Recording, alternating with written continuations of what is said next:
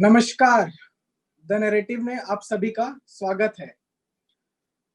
China in focus के विषय पर द नैरेटिव के द्वारा जारी इस वेबिनार का आज 6वां दिन है। जैसा कि हमने हमारे बुद्धिजीवियों के पैनल के साथ कल तियानमेन चौक में हुए नरसंहार की घटना तक माओवादी चीन के विषय पर चर्चा की, आज बुद्धिजीवियों का हमारे साथ बैठा विशेष पैनल 1989 के तियानमेन चौक में हुए नरसंहार की घटना से लेकर वर्तमान स्थिति और भविष्य में उसकी रणनीति एवं संभावनाओं पर चर्चा करने के लिए हमारे साथ उपस्थित है। हम जानते हैं कि चीन लगातार पूरी दुनिया में अपनी विस्तारवादी नीतियों से दुनिया को अस्थिर करने की कोशिश कर रहा है। हम माओवाद की विचारधारा को भारत में लगातार भारत की आंतरिक स्थिति को अस्थिर करते हुए भी देख रहे हैं। पिछले 5 दशकों से जिस तरह भारत माओवाद से ग्रसित है, यह जग जाहिर है। आज इन्हीं सारे विषयों को हमारे सामने रखने के लिए हमारे बीच बुद्धिजीवियों का एक विशेष पैनल हमारे साथ है। हमारे बीच उपस्थित है श्री आशीष गोरे जी। आशीष जी, नमस्कार, आपका बहुत बहुत स्वागत है द नैरेटिव पर। हमारे बीच उपस्थित है कैप्टन स्मिता गायकवाड़ जी। हमारे बीच उपस्थित है प्रोफेसर रामदेव भारद्वाज जी। हमारे बीच उपस्थित है अश्विनी कौशिक जी। पैनलिस्ट के रूप में हमारे बीच उपस्थित है डॉक्टर वर्णिका शर्मा जी। हमारे बीच उपस्थित है डॉक्टर कुलदीप सोलंकी जी और हमारे बीच उपस्थित है शशांक शर्मा जी। आज के वेबिनार का संचालन शशांक शर्मा जी करेंगे। इससे पहले मैं अपने दर्शकों से एक आग्रह करना चाहता हूं कि वो ज्यादा से ज्यादा संख्या में इस वीडियो को शेयर करें और साथ ही साथ यदि आप हमारे विशेषज्ञों से कोई प्रश्न पूछना चाहते हैं तो आप हमारे फेसबुक और यूट्यूब के लाइव चैट एवं दिए गए व्हाट्सएप नंबर के माध्यम से पूछ सकते हैं। मैं नैरेटिव के प्लेटफॉर्म पर उपस्थित सभी विशेषज्ञों का बहुत बहुत स्वागत करता हूं नैरेटिव पर। मैं शशांक जी से आग्रह करता हूं कि वह वेबिनार को आगे लेकर जाएं। धन्यवाद शुभम जी। सारे पैनलिस्टों का मैं आज स्वागत करता हूं। हमारे बीच में कुछ नए पैनलिस्ट भी जुड़े हैं और जो कल हमारे साथ थे वो हमारे साथ आज भी हैं। कल जो हमने विषय लिया था वह था कि माओ की क्रांति से लेकर तियानमेन की घटना के बीच जो घटनाक्रम चीन में और पूरी दुनिया ने जिस तरह से उससे प्रभावित हुआ वो क्या थे। आज हम जिस विषय पर चर्चा कर रहे हैं वो बड़ा व्यापक है।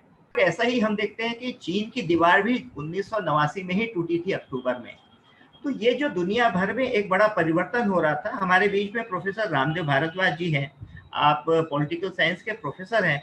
प्रोफेसर साहब, मैं थोड़ा सा एकेडमिकली इस बात को समझना चाहूँगा कि जो साम्यवाद है, मार्क्स से माओ तक की अगर हम बात करें या लेनिन से स्टालिन तक की बात करें तो वो हमेशा कुछ शब्द गढ़ते हैं और उन शब्दों की एक भयावह स्थिति दुनिया को दिखाकर प्रचारित करते हैं कि साम्यवाद कैसे इन शब्दों से अछूता है, जैसे साम्राज्यवाद, imperialism, capitalism, fascism, human rights, ये इस तरह की जो बातें हैं। लेकिन आखिरकार अंततोगत्वा हम रूस में भी देखते हैं कि रूस ने जिन सिद्धांतों को अपनाकर सत्ता हासिल की, बाद में लेनिन और स्टालिन के समय वही सारे सिद्धांत गायब हो गए, वो भी साम्राज्यवादी हो गए। शीत युद्ध कहीं ना कहीं उसका एक दुष्परिणाम था। और हम तियानमेन की बात देखते हैं कि चीन जिस तरह से आगे बढ़ा उसमें उसने भी साम्राज्यवादी जो नीतियां हैं उसको फॉलो की। तो चीन की जो साम्राज्यवादी विस्तार नीति है इस पर एक संक्षिप्त टिप्पणी आपसे चाहूंगा प्रोफेसर भारद्वाज जी। नमस्कार। वस्तु स्थिति को हम यदि विचार करें तो मैं आप ही के सेंटेंस से शुरू करता हूं कि जब पावर एक्वायर करनी होती है तो उस समय के जो स्लोगन होते हैं और उस समय की जो थ्योरीज होती हैं वो कुछ डिफरेंट होती हैं। और सत्ता में आने के बाद यथार्थवादी और व्यवहारिक दृष्टि से जब नेतृत्वकर्ता जो उस पर बैठता है वो देखता है तो उसे लगता है कि मैं अपने इन नारों को कितना पूरा कर पाऊंगा, नहीं कर पाऊंगा। और जब वो नहीं कर पाने की स्थिति में होता है तो फिर एक नए प्रकार का इज्म या नए प्रकार का एक दर्शन वो देता है, और उसमें वो कई वर्षों तक जनता को और संस्थाओं को अपने उस दर्शन को समझाने में, प्रभावित करने में लगा रहता है। यह बात रूस के साथ में भी हुई और यह बात चीन के साथ में भी हुई। न केवल रूस और चीन के साथ में हुई, बल्कि हंगरी, बल्गारिया, चेकोस्लोवाकिया, रोमानिया और आपका जर्मनी, इन सभी राष्ट्रों के साथ में ये बात हुई। क्योंकि राष्ट्रवादी सरकारों को तख्ता पलट करने के बाद में, नरसंहार के बाद में, जब कम्युनिस्ट पार्टियां वहां सत्ता में आई, तो सत्ता परिवर्तन के लिए जो उनके दुआ स्वप्न थे वो सत्ता में आने के बाद पूरे नहीं हो सकते थे। उदाहरण के लिए, उन्होंने कुछ समय तक जो केंद्रीय सिस्टम उनका जो था, उत्पादन और वितरण पर सभी रूप से राज्य शासन का हस्तक्षेप और आधिपत्य बनाए रखना, ये बड़ा कठिन काम है, जिसमें व्यक्तियों के अधिकार और व्यक्तियों को श्रम के अलावा अन्य प्रकार के उत्पादन करने की छूट न देना, और वह छूट देने के बावजूद भी उसका जब उत्पाद हो तो उस पर मालिकाना हक राज्य का रहे। यह चीज जनता को शुरू में 10-20 साल तक तो अच्छी लगी, लेकिन उसके बाद में उसके विद्रोह के स्वर आरंभ होने लगे। पेरेस्ट्रोइका, ग्लासनोस्ट इसका उदाहरण है। साथ ही साथ चीन में जो बदलाव हुए वह भी उसी परिप्रेक्ष्य में हुए। सोवियत संघ का विघटन इसका उदाहरण है। इसी प्रकार से हंगरी, बल्गारिया, चेकोस्लोवाकिया, रोमानिया में जो राजनीतिक परिवर्तन हुए वह भी उसी प्रकार का उदाहरण है।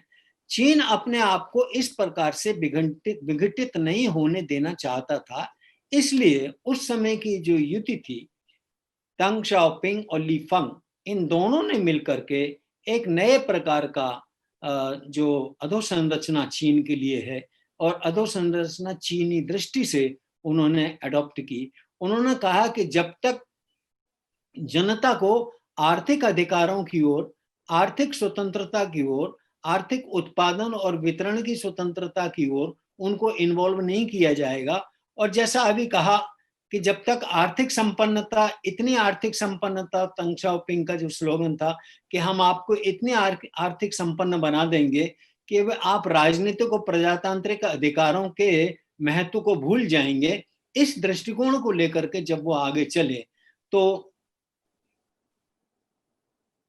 90 के दशक में दंग शाओपिंग को आर्किटेक्ट ऑफ सेकंड रिवॉल्यूशन कहा जाने लगा। और आर्किटेक्ट ऑफ सेकंड रिवॉल्यूशन इसलिए कहा जाने लगा कि उसने चीन, जो कन्फाइंडेड चीन की जो पॉलिसी थी, जो केंद्रित चीन की पॉलिसी थी, उसमें इकोनॉमिक तो लिबरलाइज किया, लेकिन पॉलिटिकली उसको पूरी तरीके से क्रश करके रखा। तो देखिए, डबल सिस्टम हो गया। Economically you enjoy, economically you product, economically you involve in trade and business, but politically you are not allowed to speak anything. जब व्यक्ति के पास में पैसा आने लगा, संपदा आने लगी, संपत्ति अर्जित होने लगी, सब कुछ होने लगा, तो उसके बाद में उसमें कुछ एक राजनीतिक महत्वाकांक्षा भी जागृत होने लगी, और उस राजनीतिक महत्वाकांक्षा को दबाने का काम चीन ने बखूबी 1990 से आज तक किया है। और यही बात उसने अपने पड़ोसी मुल्कों के साथ में लागू करने का प्रयास किया। चीन के जो दृष्टिकोण से हम यदि देखें तो चीन ने दो बहुत बड़े व्यापक परिवर्तन किए आधारभूत तरीके से। सबसे पहले तो उन्होंने पांच स्पेशल इकोनॉमिक जोन बनाए। उन पांचों स्पेशल इकोनॉमिक जोन में जो बेसिकली मेनलैंड से रिलेटेड थे, जो मुख्य धरातल का जो चीन है उसमें, जिसमें सांचिंग है, चोहाई है, शांताओ है, हार्पिन है, आपका शंघाई है, इनको उसने एक स्पेशली इकोनॉमिक जोन के मॉडल के रूप में डेवलप किया। और उसमें उन्होंने कहा कि ये राष्ट्र, ये जो राज्य हैं, ये काउंटीज जो हैं, ये डिप्लोमेटिक रिलेशन, सब प्रकार के रिलेशन अडॉप्ट करेंगी, डिप्लोमेटिक और पॉलिटिकल रिलेशंस के लिए चीन की अनुमति होगी, लेकिन आर्थिक रूप से वो किसी भी प्रकार से मल्टीनेशनल्स के साथ में किसी भी प्रकार से एमओयू कर सकते हैं और किसी भी कंपनी को अपने यहाँ इन्वाइट कर सकते हैं। इसकी 2-3 वर्षों तक सफलता के पश्चात में उन्होंने अपना जो पूरा कोस्टल रीजन था, जिसमें लगभग उन्होंने 14 देशों को ओपन डोर पॉलिसी के माध्यम से, खुली राजनीतिक व्यवस्था के माध्यम से उन्होंने उन सारे राज्यों को खोल दिया, ओपन कर दिया। 14 कोस्टल सिटीज उन्होंने ट्रेड के लिए खोल दिए, सारे बंदरगाह उन्होंने यूरोप के ट्रेड के लिए और विश्व के अन्य ट्रेड के लिए खोल दिए।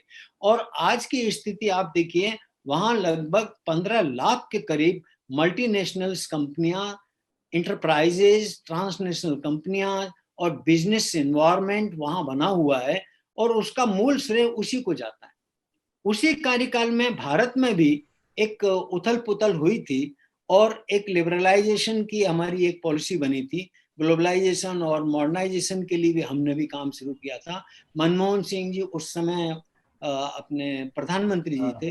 10 वर्ष डॉक्टर साहब, जी इस विषय पर हम आएंगे भारत के संदर्भ में जब चर्चा होगी। मैं लगे में, क्योंकि चीन की हम बात कर रहे हैं, तो आशीष जी हमारे साथ बने हुए हैं, तो मैं उनसे एक जानना समझने की कोशिश करूंगा कि चीन के अंदर में तिएनमेन के बाद जो उदारीकरण, जो प्रोफेसर भारद्वाज ने कहा कि जो SEZ और तमाम, तो वो 91, 92, 93 के बाद, और हम देखते हैं कि चीन जो है वो WTO को तत्काल वो शामिल नहीं होता है, वो 5-6 साल और लेता है। इस दौरान वो अपनी तैयारी करता है, अपनी रूरल इकोनॉमी को मजबूत करता है, प्रोडक्शन सेंटर्स को बढ़ाता है। इन तमाम जो आर्थिक सुधार है जो तिएनमेन के बाद हुई, जो चीन को एक इकोनॉमिक पावर के रूप में एस्टेब्लिश करता है, उसमें आपका, चूंकि आप स्वयं एक इंडस्ट्रियल और एंटरप्राइजिंग सेक्टर से जुड़े हुए हैं, आपका इसमें अनुभव क्या है कि चीन ने कैसे अपनी आर्थिक स्थिति को बेहतर करने में सफल हुआ? मैं आपको एक बड़े दिलचस्प आंकड़े बताऊंगा। 1990 में चीन की जो इकोनॉमिक सिचुएशन, जिसे हम GDP कहते हैं, सकल घरेलू उत्पाद, उसकी जो मात्रा थी वो $400 मिलियन थी 1990 में। वहां से 1.2 ट्रिलियन डॉलर हो गई 2000 में, और 2000 से लेकर 2019 में 1.2 ट्रिलियन डॉलर से लगभग 14.5 ट्रिलियन डॉलर हो गई। यानी ये जो सन 2000 से लेकर 2019 है, उसमें उन्होंने अपनी इकोनॉमी को लगभग 13 ट्रिलियन डॉलर से बढ़ा लिया। इन तीनों वेपन्स में एक तो जो आर्म कैडर है, उसके साथ तो CRPF पुलिस के जवान जो है वो लड़ रहे हैं। जो पार्टी और ये जो यूनाइटेड फ्रंट है वो एक कंसर्न है। तो पार्टी तो वैसे अंडरग्राउंड काम करती है मोस्टली, लेकिन ये यूनाइटेड फ्रंट है जो एक फ्रंट ऑर्गेनाइजेशंस का नेटवर्क है, that is a big challenge. उस यूनाइटेड फ्रंट के साथ लड़ते वक्त एक इम्पॉर्टेंट चीज हमें ध्यान में रखनी होगी। यूनाइटेड फ्रंट हमेशा common man of the country, मतलब इस देश के सामान्य नागरिक को इस्तेमाल करके माओवादी थॉट प्रोसेस आगे बढ़ाने की कोशिश करता है। जी, स्मृति जी, आपने बहुत स्पष्ट शब्दों में बहुत सारी बातें बताई। देखिए, अभी हमने 2 खंडों में अपनी बात की। एक तो तिएनमेन की घटना के बाद किस प्रकार की प्रतिक्रिया दुनिया में हुई। दूसरा खंड था कि भारत और चीन के अंदर में जो एक माओइज्म है, उन दोनों का कंपैरिजन कैसा होता है। अब हम तीसरे चरण में आते हैं कि आज की तारीख में अगर हम करंट सिनेरियो में देखें तो उसमें चीन और भारत की प्रतिद्वंद्विता कैसे आगे बढ़ रही है। आने वाले समय में जो आर्थिक क्षेत्र हो या कूटनीतिक क्षेत्र हो, उसमें किस तरह से चीजें बदलेंगी। अब मैं डॉक्टर भारद्वाज सर के पास वापस आना चाहूँगा। सर, आज़ादी के बाद से ही हम चीन के साथ बहुत अच्छे संबंध बनाने के प्रयास किए। हिंदी चीनी भाई भाई का एक जो नारा शुरू हुआ था 1950 में, 1920 में उसको 70 वर्ष पूरे हो रहे हैं। और चीन की विदेश मंत्रालय उसके लिए उसने बाकायदा एक आर्टिकल भी जारी किया है कि 70 years of Indo China relationship. लेकिन इस दौरान हम देखते हैं कि चीन के साथ हमारा युद्ध भी हो गया, लंबे समय तक डिप्लोमेटिक रिलेशंस हमारे नहीं रहे, और लगातार वो हमारे जो सीमा है उस पर अटैक करता है। साथ में वो भारत को घेरने के लिए पर्ल ऑफ स्ट्रिंग का भी इस्तेमाल कर रहे हैं, वो चाहे मलक्का की खाड़ी से लेके ग्वादर एयरपोर्ट तक का। तो ये जो चीजें हैं, ये भारत और चीन के संबंध को कहाँ लेकर जाएंगे और इसका क्या सिग्निफिकेंस और क्या सॉल्यूशन आप देखते हैं? शशांक जी, वस्तु स्थिति तो यह है कि जब चीन आजाद हुआ 1949 से लेकर के 1955 तक, भारत को चीन की जितनी आवश्यकता नहीं थी उससे अधिक आवश्यकता चीन को भारत की थी। चाहे चीन की मान्यता का विषय हो, भारत ने सबसे पहले उसको मान्यता दी। संयुक्त राष्ट्र संघ में मान्यता के लिए भारत ने प्रयास किए चीन के लिए। जो हमारा तिब्बतीय क्षेत्र था, आंतरिक और बाह्य तिब्बत, उस पर उसकी पूरी स्वायत्तता को पंडित जवाहरलाल नेहरू ने स्वीकार किया। और हिंदी चीनी भाई भाई का एक युग आया, पंचशील के सिद्धांत बने। यहां तक आते आते चीन अपने आप को अंतरराष्ट्रीय राजनीति में स्थापित कर चुका था, क्योंकि बांडुंग कॉन्फ्रेंस में माओ से तुंग के जो तेवर थे वो इंडोनेशिया के राष्ट्रपति सुकार्नो और माओ से तुंग मिलकर इंडिया के अगेंस्ट, भारत के विरुद्ध एक उन्होंने द्विपक्षीय गठबंधन किया था। इंडोनेशिया भी भारत का विरोधी हुआ और चीन भी हुआ, और फिर फल अंततोगत्वा 62 में युद्ध हुआ। 62 के युद्ध में भारत और चीन की जो नीतियां थी वो आमने सामने आ गई। भारत ने कभी स्वप्न में नहीं सोचा था, लेकिन यथार्थ में हुआ, उसने भुगता, और हमारी बहुत सारी जमीन चीन ने हड़प ली और वो आज तक हमारे लिए विवाद का कारण बनी हुई है। 65 और 71 के युद्ध में चीन का जो रुख था भारत के प्रति बिल्कुल शत्रुतापूर्ण था, इसमें कोई दो मत नहीं। अब 71 के बाद से जो राजनीतिक करवट भारत और चीन के संबंधों के बीच में आई है और जो कड़वाहट आई, उसको धीरे धीरे पाटने का काम हम देखते हैं कि हमारे फिर से जो संबंध स्थापित हुए 1980 और 85 के बाद से, हमने थोड़ा थोड़ा उसके बीच में एक अंडरस्टैंडिंग और कोऑपरेशन या सहयोग का जो नीति थी वो अडॉप्ट की। लेकिन सहयोग की नीति बहुत लंबी नहीं चली, फिर प्रतिस्पर्धा होने लगी। Who will be the leader of Asia, emerging Asia, जैसा हमने कल भी चर्चा में कहा था कि चीन अपने आप को एशिया का नेतृत्व करता मानता था, और भारत चूंकि पूर्व से स्थापित एशिया के प्रभुत्व को उसने कभी दबाव पूर्वक नहीं, बल्कि सभी राष्ट्र भारत के प्रति जो एक सम्मान का भाव रखते थे, बोध भाव रखते थे, भारतीय संस्कृति, कला, दर्शन, नीति से प्रभावित थे, उन्होंने भारत के प्रति ये दिया। फिर अब आज के दिन हम फिर एक तनाव की स्थिति में हैं भारत और चीन के बीच में। निश्चित तौर पर चीन को इस बात का डर है, खास करके प्रधानमंत्री नरेंद्र मोदी के आने के बाद में, क्योंकि अभी तक हम बहुत रिसेसिव और बहुत ऑफेंसिव गेम खेलने वाले अंतर्राष्ट्रीय खिलाड़ी थे, लेकिन मोदी जी ने आकर के पूरा परिदृश्य बदल दिया। वे एग्रेसिव भी हुए, विनम्र भी हुए, और प्रोएक्टिव और प्रो एग्रेसिव हुए। चाहे दौलत बेग ओल्डी का मामला हो, उसमें भारत ने जिस साहस का परिचय दिया, उसने चीन को नीचे से हिला दिया। चीन यह कभी नहीं सोच सकता था कि 1962 में हारा हुआ भारत इस प्रकार से हमारे सामने सीना तान के खड़ा होगा। लेकिन भारत ने जो वैज्ञानिक और तकनीकी उन्नति की है, उसके साथ साथ दृढ़ता और क्षमतावान जो एक नेतृत्व प्राप्त किया है प्रजातांत्रिक पद्धति के माध्यम से, उसकी जो ताकत है, उस ताकत ने चीन को बुरी तरीके से हिला दिया। अब वर्तमान में जो कोरोना संक्रमण के बाद में जो हमारी जो स्थिति बनी है, उस स्थिति में तो चीन पूरी तरीके से भारत से भयभीत है, क्योंकि यूरोप के सभी देश, ऐसा कोई भी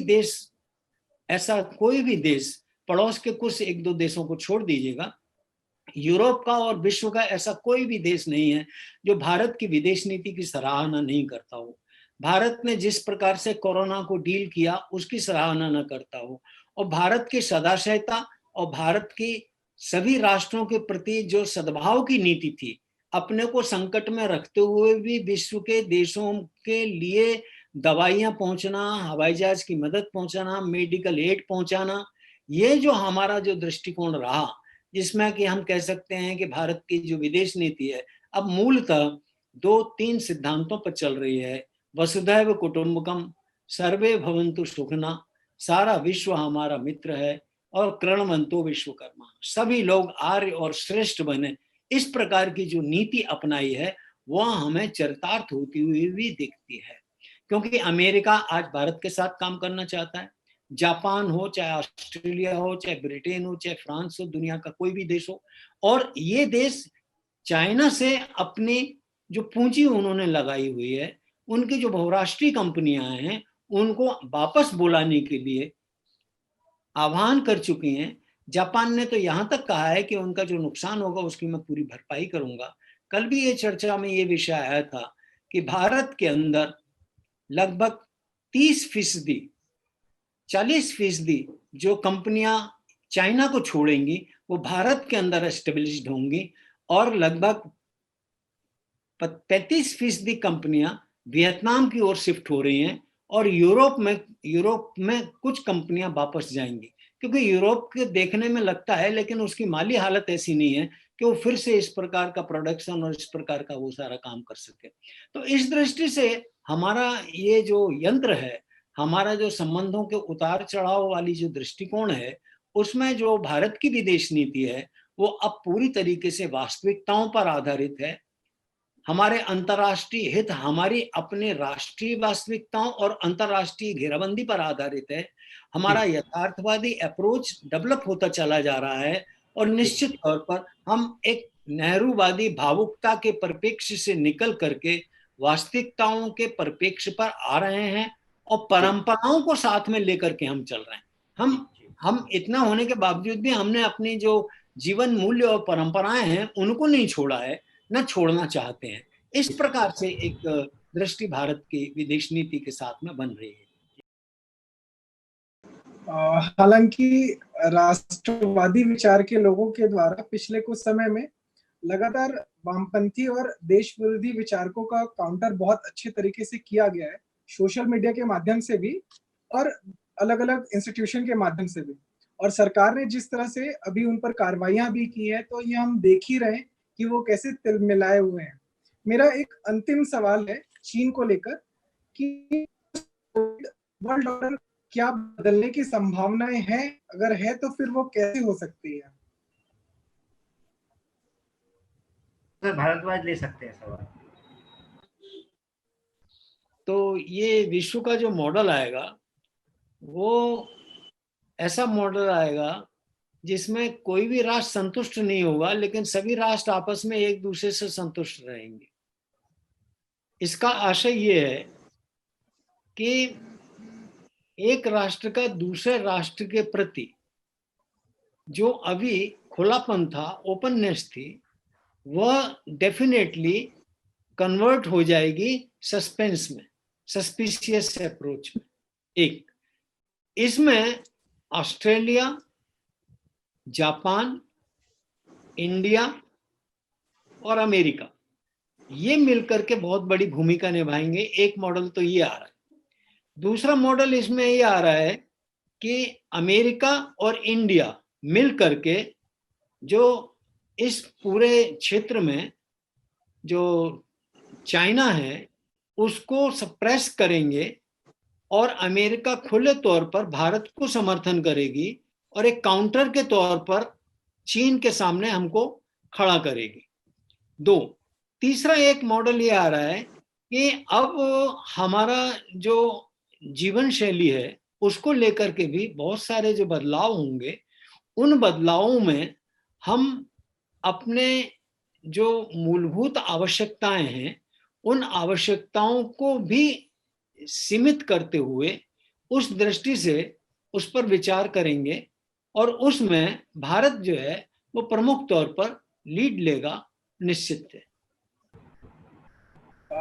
जैसा कि हम पिछले 6 दिन से इस वेबिनार के माध्यम से देख ही रहे हैं कि हम लगातार माओवाद